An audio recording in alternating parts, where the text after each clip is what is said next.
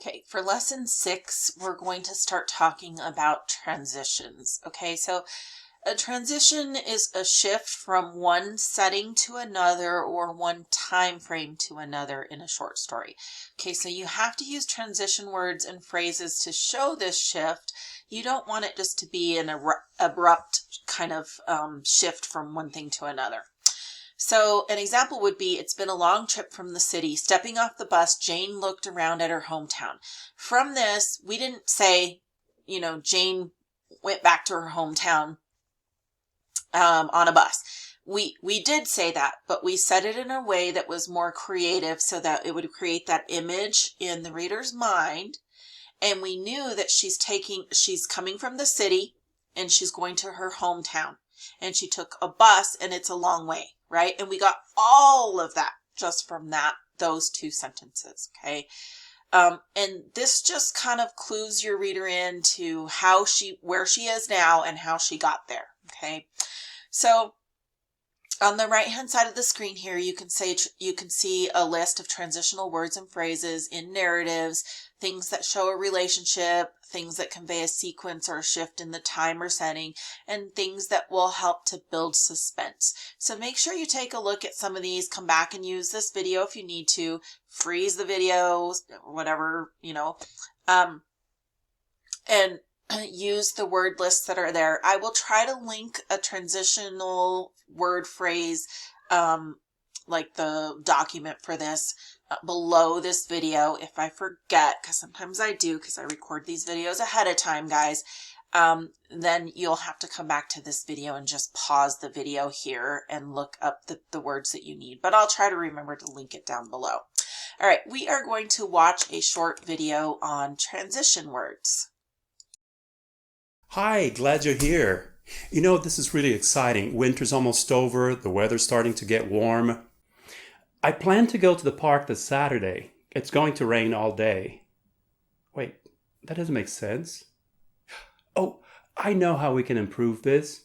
Transition words. So stick around and let's see how we can use transition words to make the relationship between these ideas clear.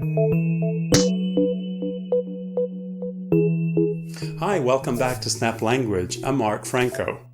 So let's go back to those ideas at the start. Did I want to go to the park because it's supposed to rain? Or did I want to go but it's supposed to rain? The relationship between these ideas is ambiguous.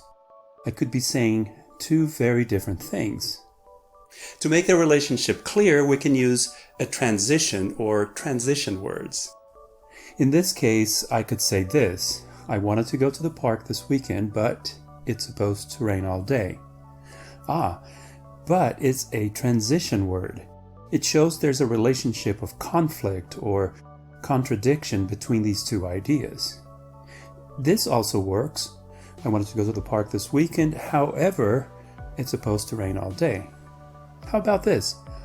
Although I wanted to go to the park this weekend, it's supposed to rain all day. I could even say this: I wanted to go to the park this weekend, period. Then I introduced the conflicting idea. Nevertheless, it's supposed to rain all day. All these sentences express the same thing. Why are there so many ways of expressing the same thing, though? We had a video about this recently. Word choice. Let's say you're writing a long paragraph and you want to express opposition between several ideas. You don't want to repeat yourself saying but everywhere. No problem. You can choose from among many transition words that express the same thing and avoid repetition. So transition words show the relationship between ideas, but aren't there many possible relationships? Yes, and there's a transition word for each of these relationships. You can go to many websites like this one and you can see a long list of them. Let's connect these ideas using transition words that show their relationships. When we see photos of outer space, we are struck by its beauty. Space is a deadly place for humans. A person cannot survive more than a few seconds in the vacuum of space. Cosmic radiation damages DNA, affects the central nervous system, and causes cancer. Space travel for long periods of time is impossible at the moment because astronauts would not survive the trip. This is confusing. Let's see. This first statement is very positive, but the second statement is actually negative, so there's a contradiction. Easy, we just saw this type of relationship. The next idea... Oh, it's an example of how deadly space can be for humans. How about this? Good. The next idea, well, that's another example of how deadly space is. You're just adding this to the first. The relationship is addition. Good. Now it's clear we have an example, then another example is added here. The last idea, well, this idea shows the consequence of all of the above information. So how about this? Perfect. Do you see how these transition words work? You get ideas that are related and use transition words to connect the ideas and show what the relationship is between them. Transition words are very useful in writing. They help make your ideas flow between sentences and between paragraphs. Let's say the next paragraph was, scientists have come up with creative ideas to protect astronauts in space, and so forth. Well, the first paragraph says space travel is impossible right now.